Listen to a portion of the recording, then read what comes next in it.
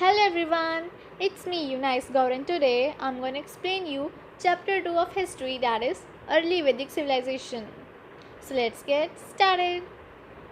तो पिछली वीडियो में हमने हड़प्पन सिविलाइजेशन के बारे में पढ़ा था। तो उससे हमें ये पता चलता है कि वो अर्बन सिविलाइजेशन था, लेकिन ये सिविलाइजेशन अग्रेरियन है, मतलब रूरल है। तो ये अर्ली वैदिक सिविलाइजेशन शुरू कैसे हुआ? जब आर्यंस जब इंडिया में एंटर हुए तब उन्होंने ये सिविलाइजेशन डेवलप किया था। अभी आर्यंस इंडिया में क्यों आए थे? क्योंकि इंडिया बहुत फेमस था उसकी प्रॉस्पेरिटी के लिए, इसलिए इंडिया को वो एक्सप्लोर करने आए थे। तो फर्स्ट ऑफ ऑल जो हमारा सिलेबस का जो फर्स्ट टॉपिक है वो है sources to reconstruct early Vedic civilisation, कि वो कौन से सोर्सेज हैं जिससे हमें इस सिविलाइजेशन की एग्जिस्टेंस के बारे में पता चलता है। The Vedic literature of the Aryans is divided into two broad categories, that is early Vedic literature and later Vedic literature. तो हमें कौन से सोर्स से पता चलता है? उनकी लिटरेरी सोर्स से, कि उनके लिटरेचर से उस टाइम में क्या क्या लिखा था, क्या हुआ था, तो उनके लिटरेचर से हमें पता चलता है। वो भी फर्दर दो कैटेगरी से में डिवाइडेड है। फर्स्ट है अर्ली वैदिक और दूसरा है लेटर वैदिक। ये चैप्टर अर्ली वैदिक के ऊपर ही है। So the Rigveda, the first of the Vedas, 4 Vedas हैं। फर्स्ट वेदा है Rigveda, is probably the earliest literary work that humanity possesses. तो ये सबसे पहला वेद है। Rigveda is first Veda of the 4। तो ये अर्ली वैदिक में लिखा गया था, ये फर्स्ट वेदा ऋग्वेद, और बाकी के जो 3 वेदा हैं वो लेटर वैदिक पीरियड में लिखे गए थे। इसीलिए इस सिविलाइजेशन को ऋग्वैदिक सिविलाइजेशन भी कहा जाता है। It contains hymns in praise of different gods and goddesses like Indra, Varun and अग्नि। तो ऋग्वेद में, अभी ऋग्वेद में क्या लिखा हुआ है? इसमें हाइम्स लिखी हुई हैं। हाइम्स क्या होती हैं? पोएम्स होती हैं in praise of gods and goddesses. और उस टाइम में कौन से गॉड्स प्रिवेलेंट थे? इंद्र, वरुण एंड अग्नि। It consist of 10 to 28 hymns divided into 10 मंडलास और बुक्स। अभी इसमें ऐसी 10 to 28 हाइम्स हैं, और जो फर्दर डिवाइडेड है 10 मंडलास या बुक्स में, वो फर्दर 10 बुक्स में डिवाइडेड है, 10 to 28 hymns. It pertains to the period from 1500 BC to 1000 BC। और जो अर्ली वैदिक सिविलाइजेशन है इसका पीरियड था 1500 to 1000 BC के बीच में। अभी नेक्स्ट टॉपिक जो हमारे सिलेबस में है वो है the early Vedic society. The organisation of society in the Rig Vedic age was fairly simple. Rig Vedic age में जो सोसाइटी की ऑर्गेनाइजेशन थी वो बहुत ही सिंपल थी। First, the family, basic unit of the social structure was the family. The joint system was prevalent. अभी civilisation में जॉइंट फैमिली सिस्टम था। Houses in this age were built of wood और reed. Houses wood या reed के बने होते थे। The Rigvedic society was patriarchal, मतलब फादर बेस्ड सोसाइटी थी, इन विच गृहपति, अभी गृहपति कौन है? Master of the house, dominated in family and social life. ये बहुत इंपॉर्टेंट मेंबर हुआ करता था फैमिली में, जो कि फैमिली को डोमिनेट करता था। Second, position of women, women were treated as being equal with men। इनको women को men के कंपैरिजन में इक्वल माना जाता था। they took part in all the religious rites। वो सारे religious ceremonies को अटेंड करती थी, पार्टिसिपेट करती थी। women were given education भी उनको दी जाती थी, और women scholars भी थे जिन्होंने हाइम्स को बनाया and were well versed in the sacred scriptures। और sacred scriptures में भी इनकी जो हाइम्स है वो ऐड की गई थी। Girls had freedom in the choice of their husbands. वो अपने आप चूज़ कर सकती थी अपने हस्बैंड्स को। Monogamy was a usual practice, तो polygamy was also practice by many. Monogamy और पॉलीगैमी मीन्स मोनोगैमी एक one marriage and polygamy means more than 2 marriages. वैसे तो मोनोगैमी ही होती थी, बट पॉलीगैमी भी बहुत से लोग करते थे। Child marriage, sati system and purdah did not exist among the Aryans. ये 3 जो चीज़ें थी विग्ड चीज़ें, but they were not done by the Aryans, जो कि एक अच्छी बात थी। The women attended all the social functions and gatherings.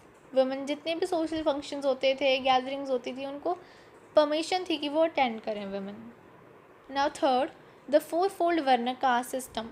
वर्ण क्या? Caste system. वन हाइम, एक हाइम है in the last book of Rigveda, जिसमें 4 ऑर्डर्स ऑफ सोसाइटी का नाम लिखा हुआ है, the Brahmans, Kshatriyas, Vaishyas and the Shudras. ये चार कास्ट हैं। First, the people who explain the Vedic text, वो लोग जो वैदिक टेक्स्ट क्योंकि संस्कृत में होता था, कॉमन पीपल वो पढ़ नहीं पाते थे, उनकी लैंग्वेज नहीं थी वो, सो दैट्स वाई जो पीपल वैदिक टेक्स्ट संस्कृत को ट्रांसलेट करते थे एंड परफॉर्म रिलीजियस सेरेमनीज, और रिलीजियस सेरेमनीज को परफॉर्म करते थे, मतलब राइट्स एंड रिचुअल्स, मंत्र पढ़ते थे, were called Brahmans. Those who belong to the ruling class were Kshatriyas, और सेकंड कास्ट वो है क्षत्रिय रेफर्स टू वॉरियर्स, जो कि लाइक सेनापति जो वॉर में लड़ते हैं। ये फर्स्ट जो क्लासेस थी ये रूलिंग क्लासेस थी। The common people who were engage in agriculture, trade, industry were Vaishyas, और जो बाकी लोग जो एग्रीकल्चर, ट्रेड, इंडस्ट्री, दूसरी ऑक्यूपेशंस करते थे परस्यू, वो थे Vaishyas. The Shudras were the servants and labourers who did not have much to own. ये जो शूद्र लास्ट है ये कास्ट, वो है शूद्रास, जो कि सर्वेंट्स काम करते थे, नौकर बन के रहते थे, और उनके पास अपना कुछ ज़्यादा होता नहीं था, दे वर पुअर। तो these were 4 caste. Now scholars are of the opinion that there was considerable social mobility in the Rigvedic society. तो स्कॉलर्स ये मानते हैं कि थोड़ा सा सोशल चेंज हुआ था ऋग्वेदिक सोसाइटी के बाद। There was no ban on the taking of food cooked by Shudras and no restrictions on intermarriages or change of occupation।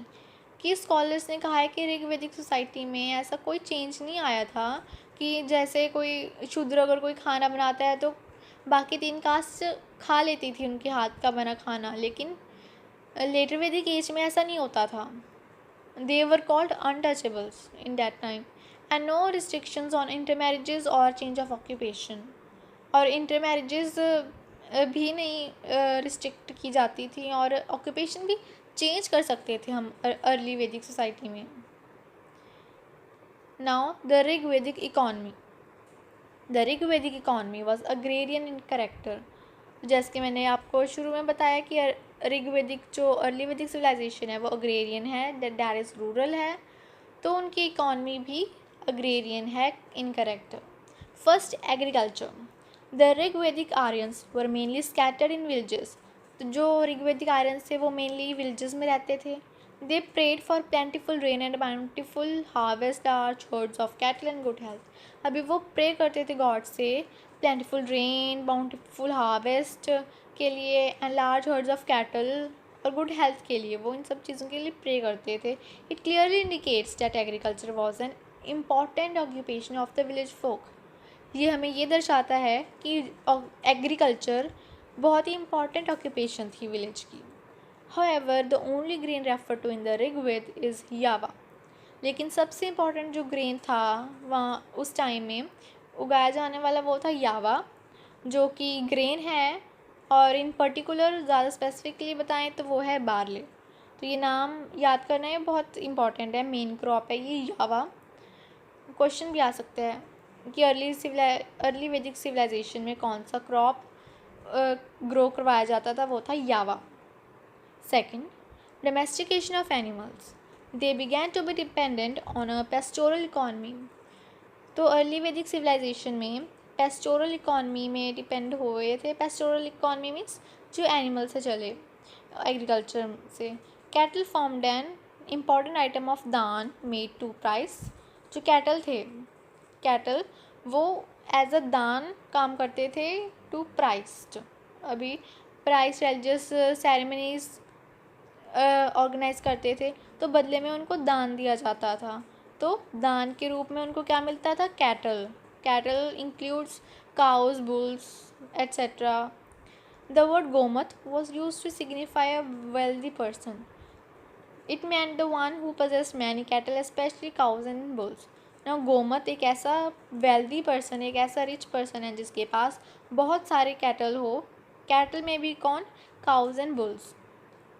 Other domesticated animals were ox. इनके अलावा भी और बहुत सारे एनिमल्स भी पाले जाते थे, जैसे कि ox, horse, dog, goat and sheep. Now the crafts. Men and women were engaged in weaving cloth. Now तब क्लॉथ को वीव करते थे सारे क्राफ्ट के लिए. The metal workers or smiths were skilled in making weapons, implements and ornaments. Metal workers और Smiths भी थे जो कि बहुत स्किल्ड थे वेपन से बनाने में, इम्प्लीमेंट्स ऑर्नामेंट्स बनाने में. The metal ayas mention in the Rigveda is generally taken to mean copper और bronze.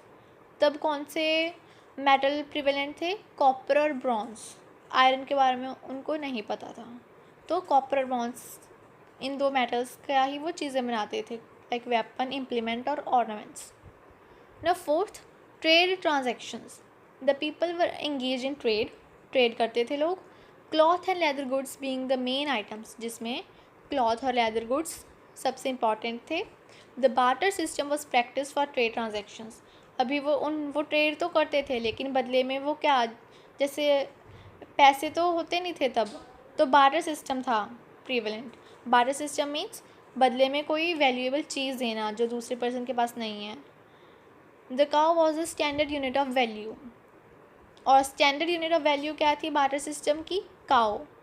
They used horses and bullocks for carrying goods from place to place. वो हॉर्सेस और बुलॉक्स को यूज़ करते थे एक प्लेस से दूसरे प्लेस जाने के लिए. They also transported goods through the inland reverse. वो रिवर्स के ऊपर से भी एक्सपोर्ट करते थे अपना material. Rest of the topics are not in our syllabus. So this was all about this chapter, early Vedic civilization, and I hope this video helps you. And so please do like, share and subscribe, and see you in my next video.